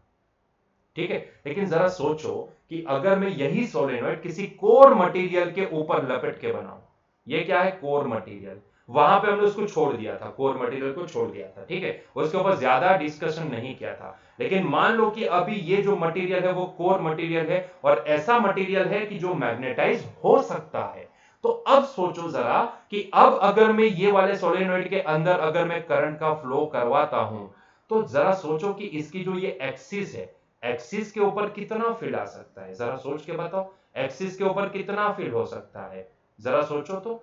क्या मैं उसको बी से डिनोट कर सकता हूं, जी हां कर सकते हो, बी से डिनोट कर सकते हो। कितना फील्ड होगा जरा सोच के बताओ। एक तो सॉलिनॉइड के अंदर से करंट फ्लो होने के कारण उसकी वजह से जो उसके सेंटर एक्सिस के ऊपर जो फील्ड आता है वो, जिसको हम B0 बोलेंगे, इतना, प्लस, सर प्लस क्यों बोले, प्लस इसलिए बोले क्योंकि भैया हमने क्या किया है, किसी कोर मटेरियल के ऊपर सोलेनोइड को लपेटा है, और सोलेनोइड में से हम करंट का फ्लो करवा रहे हैं। तो इसका मतलब यह होता है कि सोलेनोइड की वजह से उसकी एक्सिस के ऊपर कुछ एक्सटर्नल फील्ड हुआ, मतलब कि कुछ फील्ड जनरेट हुआ, वो ये कोर मटेरियल के लिए क्या काम करेगा, एक्सटर्नल फील्ड का काम करेगा, है कि नहीं। और अगर किसी आप मटेरियल को या सब्सटेंस को अगर किसी एक्सटर्नल फील्ड में प्लेस करते हो, तो भैया वो मैग्नेटाइज हो जाता है, वो मैग्नेटाइज हो जाता है। तो यहां पे भी ये मटेरियल क्या होगा, मैग्नेटाइज होगा। जरा सोचो तो, मैग्नेटाइज होने के कारण क्या वो भी एक मैग्नेट की तरह बिहेव करेगा,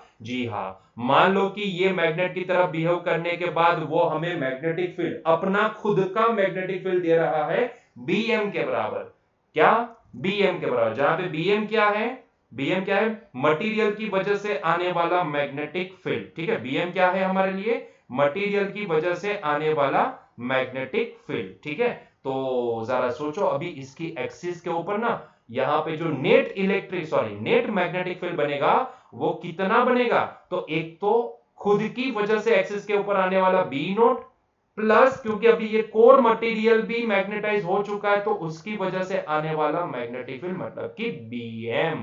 तो अगर मैं ये वाले केस में देखने जाऊं, तो अभी ये सोलेनोइड की एक्सिस के ऊपर अब मैं μ0 ni नहीं बोल सकता हूं, अब मैं क्या बोलूंगा, μ0 ni प्लस समथिंग। यह प्लस क्यों हुआ, क्योंकि भाई ये सोलेनोइड के अंदर करंट के फ्लो होने के कारण उसकी एक्सिस के ऊपर कुछ मैग्नेटिक फील्ड जनरेट हो गया।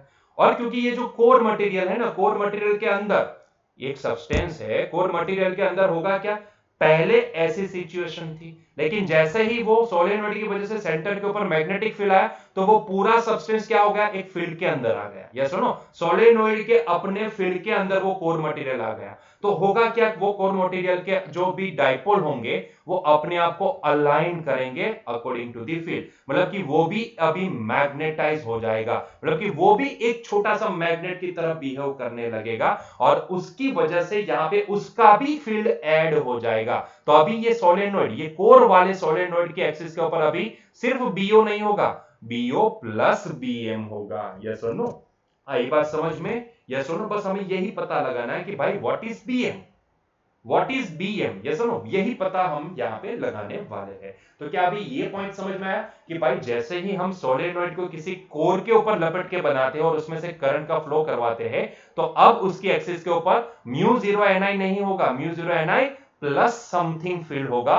वो समथिंग फील्ड किसकी वजह से आएगा? ये कोर मटेरियल की वजह से, क्योंकि कोर मटेरियल जो मैग्नेटाइज हो चुका होगा तब, यस और नो? और उसकी वजह से वो भी एक मैग्नेट की तरह बिहेव करेगा और वो भी अपना कुछ फील्ड प्रोवाइड करेगा। ठीक है, ये पॉइंट समझ में आया? तो चलिए अभी स्टेप बाय स्टेप आगे बढ़ते हैं। लेकिन ये डिफाइन करने से पहले देखो, इतना तो समझ में आ गया कि टोटल फील्ड इतना होगा, लेकिन ये डिफाइन करने से पहले एक और टर्म यहां पे डिफाइन कर लेते हैं जिसको हम बोलेंगे मैग्नेटिक इंटेंसिटी। ठीक है, अगर आसान भाषा में समझाऊं तो ये मैग्नेटिक फील्ड इंटेंसिटी है क्या, तो पहले उसको लिख लेते हैं, उसके बाद आगे बढ़ेंगे। तो भैया पहले हम लिखेंगे magnetic field intensity. Magnetic field नहीं लिखेंगे, सिर्फ इंटेंसिटी लिखेंगे। ठीक है, जिसको हम H वेक्टर से डिनोट करेंगे। ठीक है, तो बच्चों ये एक ऐसी फिजिकल टर्म है जो यहां पे अगर एनसीईआरटी की किताब में देखने जाए तो उसका कुछ फॉर्मूला बनता है कुछ इस तरह से, H vector is equals to B vector upon mu zero minus M vector. ठीक है, तो इस तरह से वो डिफाइन होती है।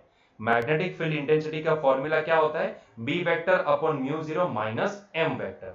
अभी अगर आप ये फॉर्मूला को अगर समझने जाओगे तो थोड़ा सा आपके लिए डिफिकल्ट हो जाएगा। उससे अच्छा है कि मैं जो आपको समझाता हूं ना उसको ध्यान से समझो। मैंने क्या बोला था? ये मैग्नेटिक इंटेंसिटी होती क्या है? तो भैया जिस एक्सटर्नल फील्ड के अंदर हम कोर मटेरियल को मैग्नेटाइज करने के लिए रखते हैं, ठीक है, वो फील्ड कितना स्ट्रांग है वो होती है मैग्नेटिक इंटेंसिटी। वो कितना स्ट्रांग है कितना वीक है वो सारी जो भी हमें इंफॉर्मेशन प्रोवाइड करती है उसी को हम बोलते हैं मैग्नेटिक इंटेंसिटी। जरा सोचो ना, यहां पे एक्सटर्नल फील्ड किसका है? सोलेनोइड का है। यहां पे कोर मटेरियल को मैग्नेटाइज कौन करेगा? सोलेनोइड का फील्ड जो उसके एक्सिस के ऊपर आता है। और सोलेनोइड का फील्ड कितना आता है जरा देखो तो, सोलेनोइड का अपनी एक्सिस के ऊपर फील्ड आता है म्यू जीरो Ni के बराबर। तो जरा सोचो ये फील्ड की इंटेंसिटी क्या number of turns per unit area increase होने से इंक्रीज हो सकती है? मतलब कि n के इंक्रीज होने से क्या ये b इंक्रीज हो सकता है? जी हां, बिल्कुल हो सकता है। क्या n के डिक्रीज होने से ये b डिक्रीज हो सकता है? जी हां। क्या I के इंक्रीज होने से क्या ये B इंक्रीज हो सकता है? जी हां। क्या I के डिक्रीज होने से B डिक्रीज हो सकता है? बिल्कुल हो सकता है। तो भैया ये जो N टाइम्स I है ना, यही है हमारे लिए मैग्नेटिक इंटेंसिटी। बात खत्म।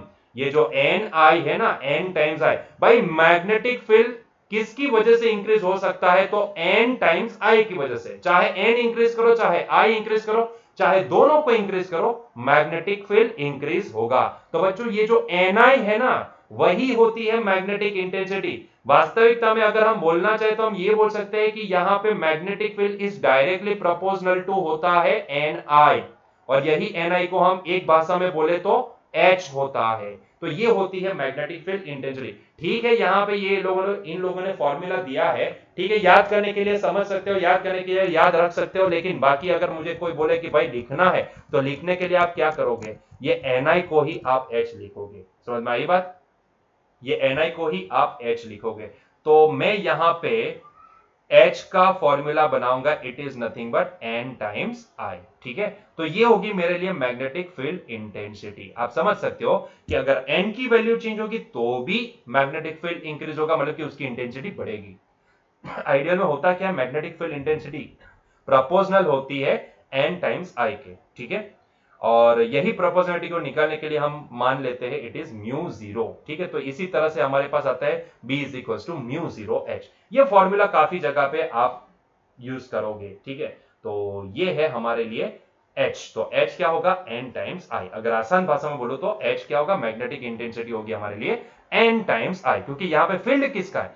मैं किसके किसके लिए बोल रहा हूं, मैं सोलेनोइड के लिए बोल रहा हूं, ठीक है, मैं सोलेनोइड के लिए बोल रहा हूं क्योंकि हम ये कोर मटेरियल को मैग्नेटाइज करने के लिए किसका यूज करने वाले, सोलेनोइड के द्वारा आने वाले फील्ड का, ये सुनो, इसीलिए मेरे लिए H इज इक्वल टू क्या हो जाएगा, N टाइम्स I हो जाएगा। क्लियर हुआ ये point?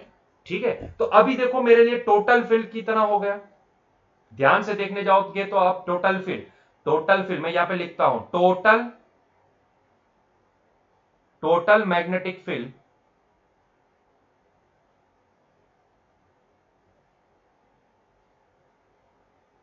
On the axis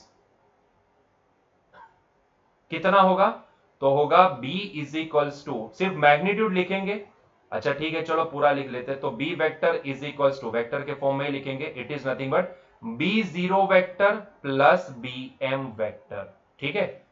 now what is this BM, ये अभी देखो B0 वेक्टर तो हमें समझ में आ गया, B0 वेक्टर क्या होगा, तो म्यू 0 Ni, लेकिन यहां पे म्यू 0 Ni को हम लिखेंगे मैग्नेटिक इंटेंसिटी, इसलिए मैं इसको लिखूंगा म्यू 0 इंटू H, ठीक है। कहां से लिखे, अगर नहीं समझ में आता तो एक स्टेप ज्यादा लिख लो, यहां पे Ni mu 0 Ni plus BM vector, ठीक है, और क्योंकि यहां पे Ni को हम लिखेंगे H तो ये हो जाएगा म्यू 0 H वेक्टर, तो अब मेरे लिए ये net total magnetic field intensity on this solenoid, on the axis of this solenoid core के साथ कितना होगा, mu 0 H vector plus BM vector, ठीक है। क्या ये पॉइंट क्लियर हुआ? ठीक है, तो इसको आगे बढ़ाते हैं, सो इसको मैं रिजल्ट नंबर 1 बोल देता हूं, अभी पिक्चर अभी बाकी है, अभी तो शुरुआत हुई है ना। व्हाट अबाउट दिस BM, ये BM क्या है भाई, तो हम अभी ही देख चुके हैं भाई BM क्या होता है, BM is the magnetic field contributed by material, core material, ठीक है। तो यहां पे BM क्या है, तो मैं उसको भी मेंशन करता हूं here, BM is equals to, BM is magnetic field by core material,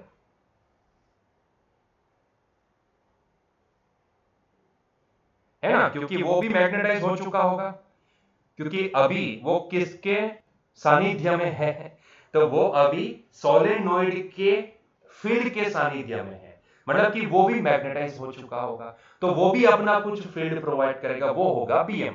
तो जरा सोचो ये BM किसके प्रोपोर्शनल हो सकता है, BM किसके प्रपोजनल हो सकता है, जरा सोचो और सोच के मुझे बताओ कि ये BM किसके प्रपोजनल हो सकता है।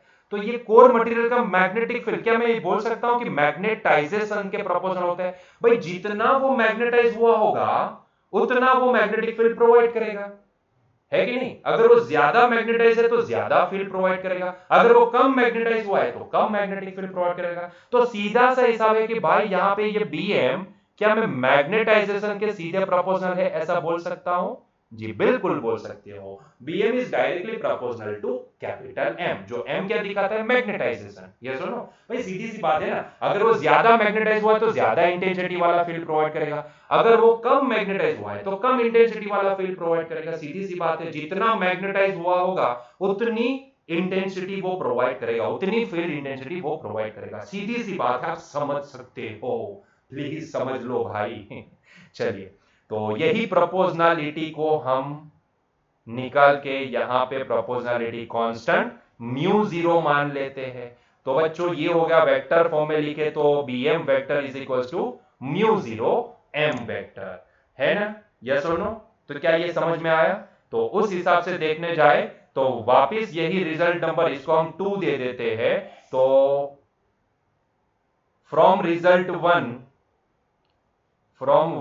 एंड 2 हम आसानी से बोल सकते हैं कि ये जो नेट मैग्नेटिक फील्ड अभी जो जनरेट हुआ है on the axis of this core वाला solenoid is nothing but mu 0 H vector plus mu 0 M vector, ठीक है। तो यहां से आप म्यू 0 को कॉमन ले सकते हो, तो मैंने यहां से म्यू 0 को कॉमन ले लिया, तो ये हो गया H vector plus M vector, है कि नहीं, तो इतना मैग्नेटिक फील्ड हमें मिलेगा on the axis of this types of solenoid. जो कोर के ऊपर लपट के बनाएंगे ऐसे सोलेनोइड के लिए, ठीक है। तो इतना मैग्नेटिक फील्ड हमें मिलेगा, ठीक है, on the axis of this types of solenoid.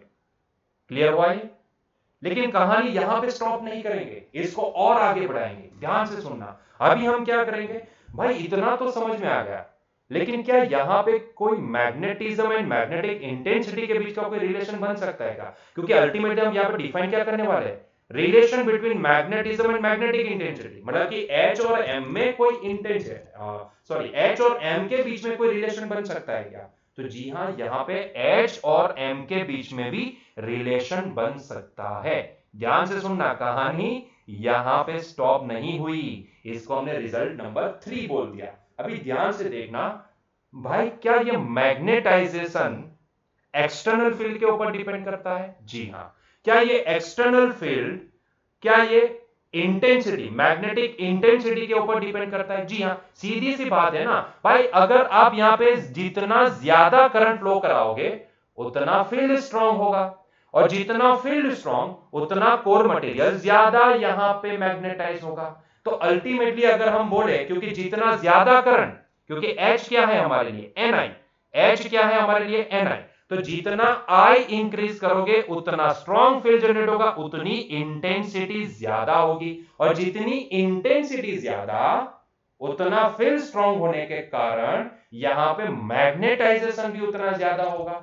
तो आप समझ सकते हो कि यहां पे मैग्नेटाइजेशन भी डायरेक्टली प्रोपोर्शनल है इंटेंसिटी के।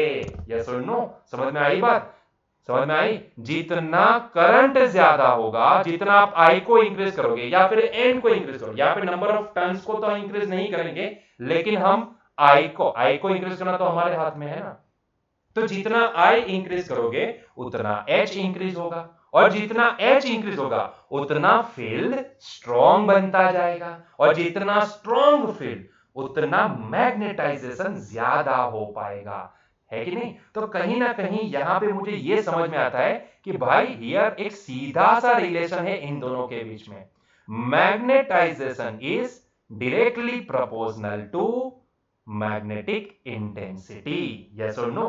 कौन सी सिटी? इंटेंसिटी। समझ में आई बात? तो जितनी इंटेंसिटी ज्यादा होगी ना उतना मैग्नेटाइजेशन भी ज्यादा होगा। और इंटेंसिटी को आप कैसे कंट्रोल कर सकते हैं? जैसे कि सॉलिनॉइड की बात करें तो आप या तो नंबर ऑफ टर्न्स इंक्रीज करके या फिर करंट को इंक्रीज करके, ठीक है। एक बार सॉलिनॉइड बनाने के बाद हम ज्यादातर नंबर ऑफ टर्न्स को तो इंक्रीज नहीं करेंगे, लेकिन करंट हमारे हाथ में है तो करंट को इंक्रीज करके आप उसकी इंटेंसिटी बढ़ा सकते हो, और जैसे ही इंटेंसिटी बढ़ेगी तो वो सॉलिनॉइड का, आप समझ सकते हो कि सॉलिनॉइड का फील्ड इतना स्ट्रांग होता जाएगा, और फील्ड उतना स्ट्रांग होता जाएगा तो ये कोर मटेरियल उतना ज्यादा मैग्नेटाइज होता जाएगा, और जितना ज्यादा मैग्नेटाइज होगा तो आप समझ सकते हो कि ये मैग्नेटाइजेशन कहीं ना कहीं हमें रिलेशन क्या देता है इंटेंसिटी के साथ?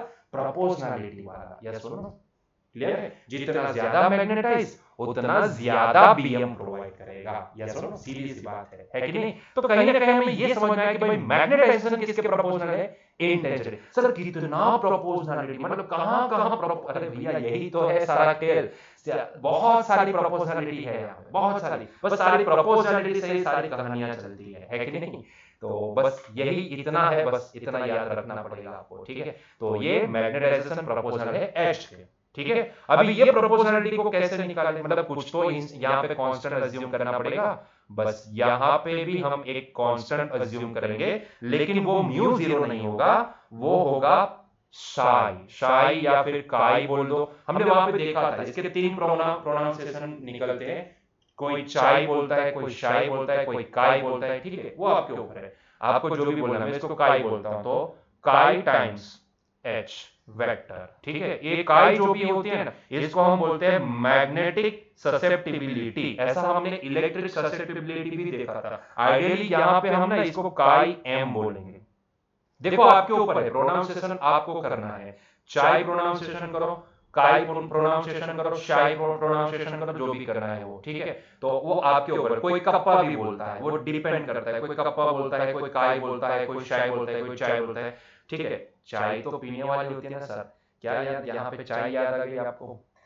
चलो, तो हम इसको काई बोलेंगे, ठीक है। वो आपके ऊपर है, प्रोनाउंसिएशन मैंने आपके ऊपर छोड़ा है, वो आपको भी बोल सकते हो, जो बोलना है वो बोल सकते हो, ठीक है। चलिए, तो ये है काई एम। वहां पे ऐसा ही एक हमने इलेक्ट्रोस्टैटिक ससेप्टिबिलिटी निकाली थी, उस वहां पे हमने काई ई बोला था। यहाँ पे ये क्या है, काई एम है, ठीक है। तो हम ये काई एम को क्या बोलेंगे, मैग्नेटिक ससेप्टिबिलिटी, मैग्नेटिक ससेप्टिबिलिटी, ठीक है। तो हम इसको बोलेंगे मैग्नेटिक ससेप्टिबिलिटी, मैग्नेटिक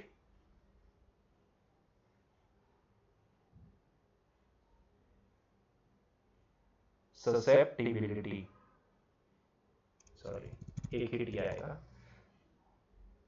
टीबिलिटी, ठीक है। अभी आप पूछोगे कि सर ये मैग्नेटिक ससेप्टिबिलिटी का मतलब क्या होता है, मतलब ये होती क्या है। तो मैं अगर आसान भाषा में अगर आपको बोलना चाहूं तो मैं ये बोल सकता हूं कि भाई ये मटेरियल किसी एक्सटर्नल फील्ड में कितना रिस्पॉन्ड देता है या फिर कितना रिस्पॉन्स प्रोवाइड करता है, उसको बोला जाता है मैग्नेटिक ससेप्टिबिलिटी, ठीक है। जरूरी नहीं कि सारे मटेरियल आप किसी मैग्नेटिक फील्ड के अंदर प्लेस कर दो तो वो मैग्नेटाइज हो जाएंगे, जरूरी नहीं है। ये सुनो, हो सकता है कि वहां पे हर एक एटॉम की डायपोल ही जीरो हो, मतलब कि एटॉम की एटॉमिक डाइपोल मोमेंट ही जीरो हो, तो वहां पे तो नेट डाइपोल मोमेंट क्या, मैग्नेटाइजेशन जीरो हो जाएगा। हम इसके आगे देखने वाले हैं, तीन अलग अलग प्रकार के मटेरियल देखने वाले हैं, ठीक है। वहां पे सब समझ में आ जाएगा। तो ये जो ससेप्टिबिलिटी है ना, वो क्या दिखाती है, वो ये दिखाती है कि भाई कोई मटेरियल किसी एक्सटर्नल फील्ड में कैसा रिस्पॉन्ड करता है, ठीक है। उसको बोला जाता है मैग्नेटिक ससेप्टिबिलिटी। कोई ऐसा होता है कि वो पूरा कन्वर्ट हो जाते हैं, कोई ऐसा होता है कि वो भाई 50% कन्वर्ट हो जाते हैं, कोई ऐसा होता है कि वो कन्वर्ट ही नहीं हो पाता है, ठीक है। तो वो दिखाता है ससेप्टिबिलिटी, मैग्नेटिक ससेप्टिबिलिटी। तो अगर मैं इसको एक आसान सेंटेंस में लिखना चाहूं तो मैं इसको ये बोल सकता हूं कि it is a measure of how the magnetic material responds to the external field, ठीक है। अगर एक सिंपल लैंग्वेज में अगर इसको लिखना चाहूं तो, ठीक है। तो हम लिखेंगे कि मैग्नेटिक ससेप्टिबिलिटी है क्या, तो उसको हम यहां पे ब्लू कलर से लिखेंगे, ठीक है, ब्लू कलर से लिखेंगे, एक अलग टर्म है इसलिए, ठीक है। सो ये मैग्नेटिक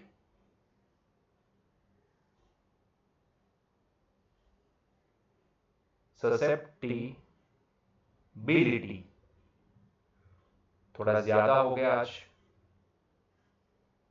काई एम, ठीक है। तो ये है क्या, तो मैं एक सेंटेंस में इसको लिखूंगा कि it is a measure of,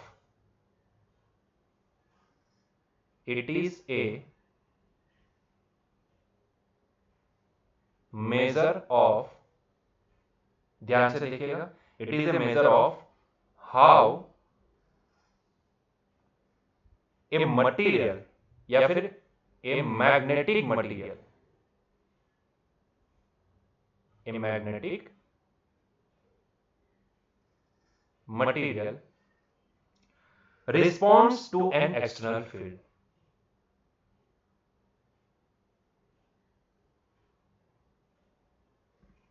external field,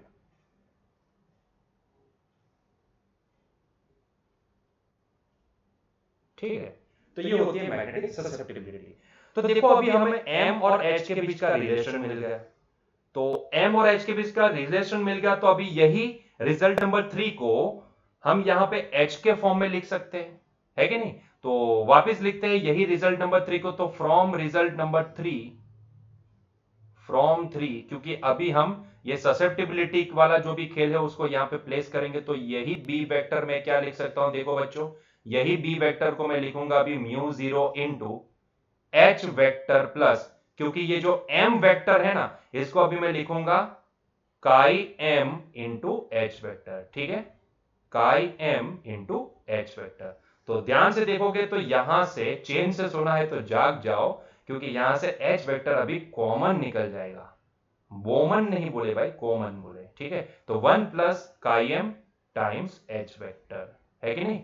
तो ये हो गया हमारा मैग्नेटिक फील्ड। लेकिन जरा सोचो, ये जो 1 प्लस काइम है भाई, इसको तो हम रिलेटिव परमिएबिलिटी बोल सकते हैं, है कि नहीं। तो इसको तो हम रिलेटिव परमिएबिलिटी बोलेंगे, तो हम यहां पे here 1 plus chi M, 1 plus chi M is nothing but equal to mu R is equals to relative permeability.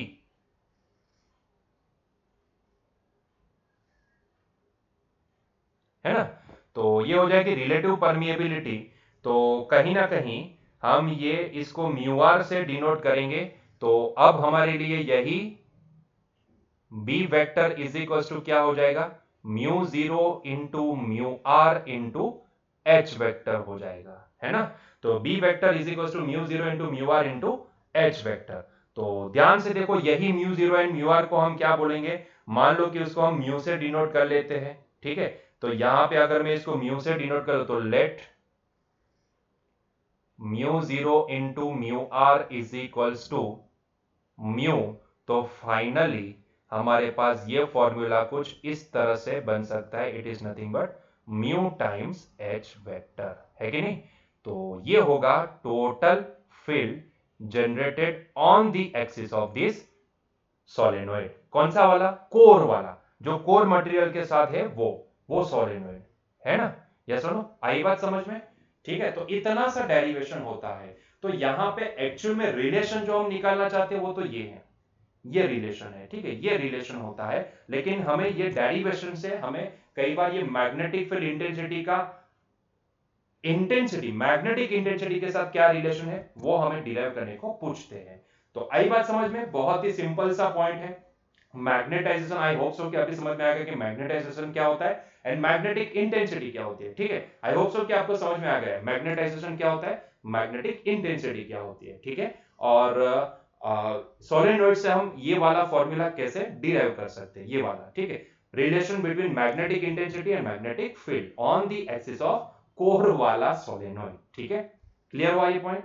ठीक है, चलिए, तो इसके रिलेटेड एक हमारे पास सॉल्व एग्जांपल है, तो फटाक से उसको भी देख लेते हैं, फटाक से सॉल्व कर लेते हैं, क्योंकि सारे फॉर्मूला ही डायरेक्टली अप्लाई करने होते हैं। ठीक है, तो a solenoid has a core of a material with relative permeability. देखो यहाँ पे क्या दिया गया है, relative permeability is given. Relative permeability मतलब कि mu R, value of mu R is given, that is 400, that is 400. The windings of the solenoid are insulated from the core and carry a current of 2 ampere. मतलब कि यहाँ पे solenoid के अंदर से बहने वाला जो करंट है ना, वो 2 एम्पियर का है। वो कितना है, 2 एम्पियर का है। If the number of turns is 1000 पर मीटर, मतलब कि यहाँ पे स्मॉल एन आपको 1000 दिया गया है। ठीक है, देन कैलकुलेट, पहले तो एच कैलकुलेट करने को बोला है, calculate H M B and the magnetising current I M. ठीक है, अभी ये मैग्नेटाइजिंग करंट है क्या, वो भी यहां पे दिया गया है। एक्चुअली क्वेश्चन में नहीं दिया है, लेकिन आपकी एनसीईआरटी की किताब का ये सॉल्व एग्जांपल 5.10 है, तो उसमें उन्होंने जब ये कैलकुलेट किया है ना, मेजरमेंट लिया है, तो वहां भी उन्होंने ये एक्स्ट्रा, ये जो मैग्नेटाइजिंग करंट आईएम है वो होता क्या है, उसकी डेफिनेशन उन्होंने एक सेंटेंस में दी है, तो मैंने इसको यहाँ पे कॉपी पेस्ट कर दिया है। ठीक है, ताकि आपको समझ में आए कि वो होता क्या है, तो उसके ऊपर से हम यहाँ पे फॉर्मूला बना सकते हैं, है ना। चलिए, तो पहले तो पहला जो भी है H यहाँ पे निकालने की कोशिश करते हैं। तो भैया H क्या होती है, मैग्नेटिक इंटेंसिटी। और मैग्नेटिक इंटेंसिटी किसका, यहाँ पे हमें सिर्फ मैग्नीट्यूड निकालने को बोला है, तो मैं सीधा फॉर्मूला यूज करूंगा, क्या होती है, N टाइम्स I। हमने देखा था मैग्नेटिक फील्ड इंटेंसिटी क्या होती है, मैग्नेटिक इंटेंसिटी होती है N टाइम्स I। यस और नो। चलिए, तो यहाँ पे N का वैल्यू प्लेस कर दो भाई। N कितना दिया गया है, 1000, और I कितना दिया गया है, तो 2। तो इसका मतलब ये होता है कि ये कितना हो गया, ये हो गया 2 into 10 to the power 3 ampere per metre, है ना। ये कितना हो गया, 2 into 10 to the power 3 ampere per metre. Clear है, चलिए आगे बढ़ो। नेक्स्ट दूसरा क्वेश्चन, दूसरे में क्या पूछा है, आसान सा क्वेश्चन है भाई।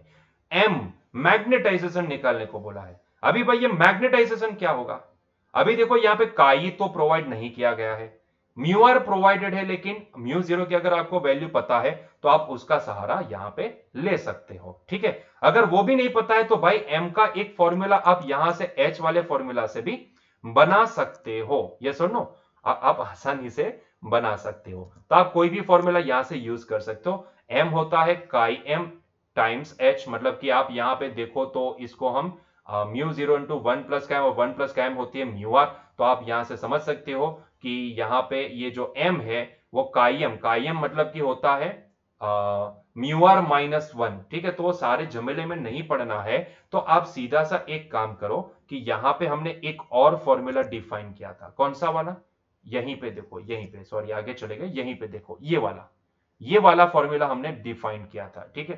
तो ये वाले फॉर्मूला में वो एक्चुअली मैग्नेटिक इंटेंसिटी का फॉर्मूला था। लेकिन क्या आप जरा सोचो कि m को मैं राइट हैंड साइड पे लेके जाऊं और h को मैं सॉरी m को लेफ्ट हैंड साइड पे एंड h को लेफ्ट राइट हैंड साइड पे लेके आऊं, तो क्या हमारे पास उसका फॉर्मूला बन सकता है m का? जी हां, बन सकता है। लेकिन उसके लिए हमें क्या करना पड़ेगा? एक b के वैल्यू निकालनी पड़ेगी, ठीक है। तो पहले एक काम करते हैं, b की वैल्यू यहां से निकाल लेते हैं और उसके बाद यही वाला फॉर्मूला वहां पे अप्लाई करते हैं, ठीक है। तो पहले हम क्या करते हैं, b की वैल्यू निकाल लेते हैं। तो मैं पहले क्या करूंगा, c यहां पे कैलकुलेट करूंगा, उसके बाद मैं b कैलकुलेट करूंगा, ठीक है। तो मैं c यहां पे कैलकुलेट करता हूं। c में क्या पूछा है आपको? b निकालने को पूछा है, मैग्नेटिक फील्ड इंटेंसिटी निकालने को बोला है। और वो मैग्नेटिक फील्ड इंटेंसिटी कितनी होती है? तो फाइनल फॉर्मूला देखो, म्यू इंटू एच के बराबर।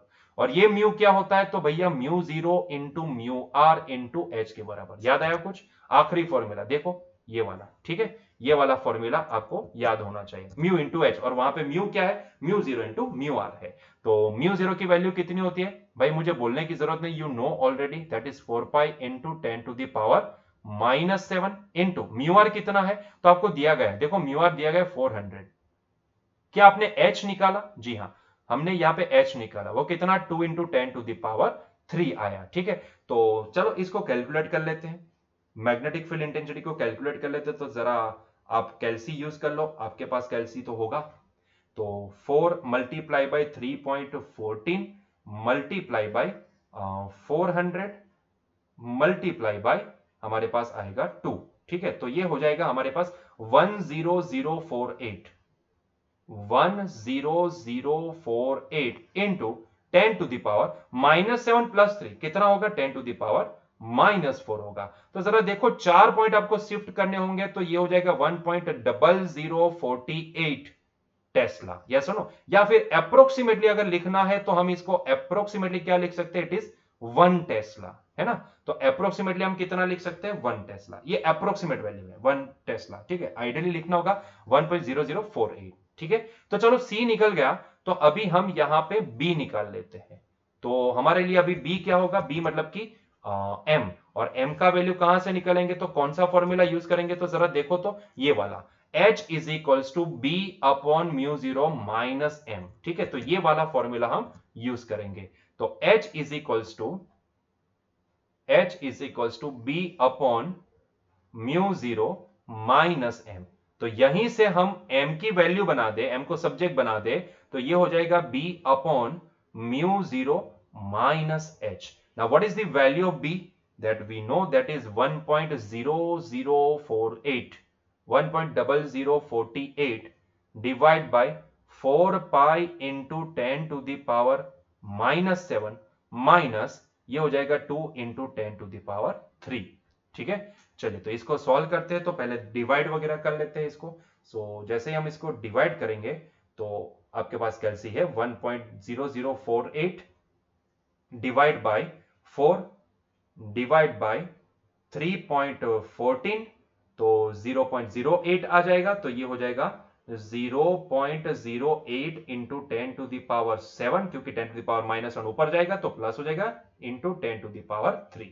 तो यहां पे हम इसको 10 टू द पावर 3 के फॉर्मेट में लेके आते हैं। तो उसके लिए हम इसको 4 मतलब कि 4 से मल्टीप्लाई कर देंगे। 10 टू द पावर 4 को मल्टीप्लाई कर 1 2 3 4, तो ये हो जाएगा 800 into 10 to the power 3 minus 2 into 10 to the power 3, ठीक है। तो मेरे पास कुछ ये बचेगा 800 माइनस समथिंग होके आएगा।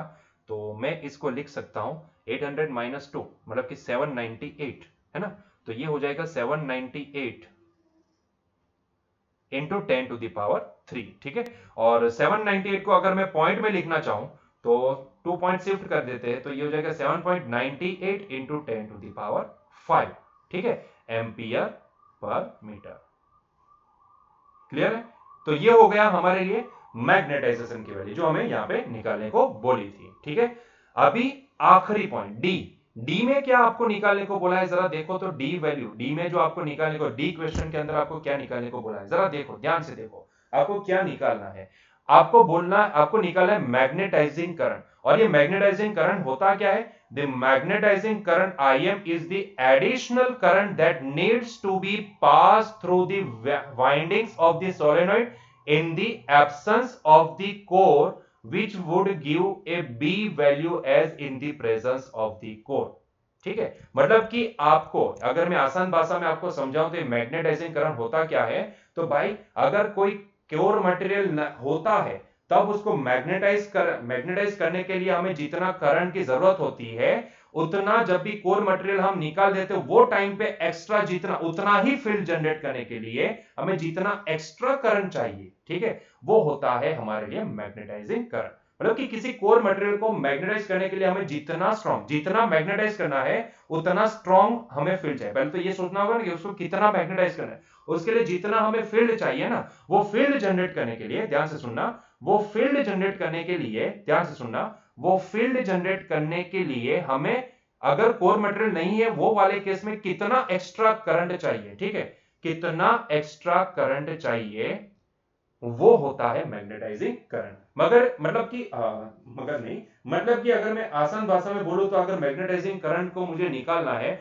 तो वो फील्ड के, मतलब कितना फील्ड आपको चाहिए, ठीक है, मैग्नेटाइज करने के लिए कितना स्ट्रॉन्ग फील्ड चाहिए, उसका जो नंबर होता है वही होता है मैग्नेटाइजिंग करंट। मतलब कि अगर मैं सीधे से समझाऊं तो ये फॉर्मूला ही बना देते हैं कि भाई ये फॉर्मूला क्या होता है, फॉर्मूला होता है mu zero N I plus I M.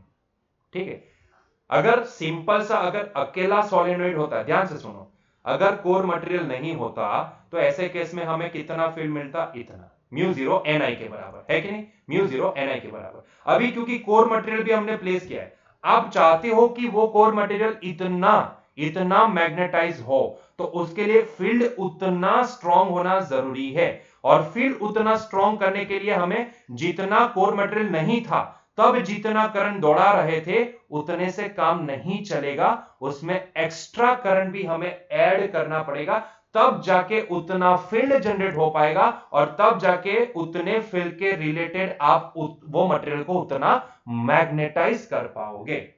मतलब कि आसान भाषा में आपको करना क्या है, सोचना क्या है कि मान लो कि किसी एक मटेरियल को, कोर मटेरियल को आप मैग्नेटाइज करना चाहते हो, तो आपने कुछ तो डिसाइड किया होगा कि भाई ये मटेरियल वो 80% मैग्नेटाइज होना चाहिए। तो अभी आपको पहले तो ये पता होना चाहिए कि भाई अगर मैं उसको 80% मैग्नेटाइज करना चाहता हूं तो उसको 80% मैग्नेटाइज करने के लिए मुझे कितना स्ट्रॉन्ग फील्ड चाहिए, है कि नहीं, और वो स्ट्रॉन्ग फील्ड जनरेट करना है तो आपको एक्स्ट्रा कितना करंट दौड़ाना पड़ेगा, क्योंकि जब कोर मटेरियल नहीं था तब तो इतना ही फील्ड जनरेट हो रहा था, मतलब कि तब उसमें से सिर्फ आई करंट फ्लो हो रहा था। लेकिन अभी क्योंकि मैग्नेटाइज स्पेसिफिकली उतना परसेंट तक कराना है तो उसके लिए मुझे एक्स्ट्रा कितना करंट दौड़ाना पड़ेगा, उसी को बोला जाता है मैग्नेटाइजिंग करंट। क्लियर है? तो फॉर्मूला बना कुछ इतना, म्यू जीरो एन आई नहीं, mu zero N plus I M, sorry mu zero N I plus I M, क्योंकि इतने से नहीं चलेगा, इतने आई से नहीं चलेगा, समझ में आ रहा है, इतने आई करंट से नहीं चलेगा, हमें एक्स्ट्रा करंट भी दौड़ाना पड़ेगा। ये सुनो,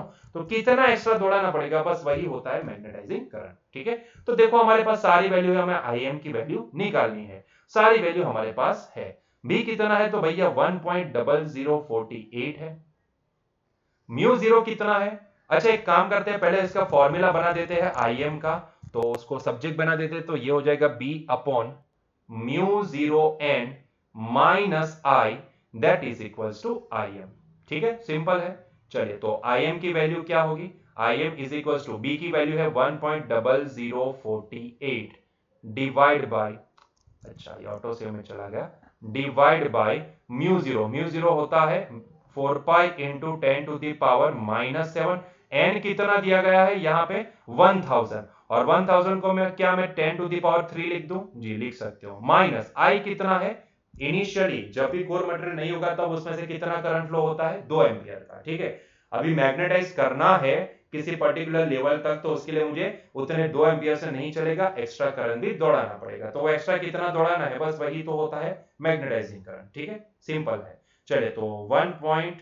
0048 को हम डिवाइड करेंगे पहले तो 4 से, उसके बाद डिवाइड करेंगे 3.14 से, मतलब कि पाई से, उसके बाद बस हो गया ना, उतना ही डिवाइड करना था। हाँ, ये 10 टू दी पावर, मतलब कि मेरे पास डिवाइड होने के बाद आंसर क्या आया, 0.08 multiply by 10 to the power -7 into 10 to the power 3, मतलब कि -7 प्लस 3 कितना, -4, और वो जब भी ऊपर चला जाएगा तो +4 हो जाएगा, -2। तो ये ध्यान से देखोगे तो ये हो जाएगा 800 -2, मतलब कि मैं लिख सकता हूं इसको 798, ठीक है, इसको मैं लिख सकता हूं 798 एम्पियर, ठीक है। तो 798 एम्पियर करंट आएगा। तो क्योंकि हमने यहाँ पे ना मैग्नेटिक फील्ड इंटेंसिटी को परफेक्टली 1.0048 लिया है, अगर आप 1 लोगे तो आपको यहाँ पे ना 798 नहीं मिलेगा, 794 पॉइंट समथिंग मिलेगा। यस सुनो, हाँ ये थोड़ा प्रॉब्लम होगा, अगर आप इसको सिर्फ 1 लोगे तो शायद आपको 794 पॉइंट समथिंग मिलेगा, ठीक है। तो ये थोड़ा यहाँ पे कंफ्यूजन रहेगा।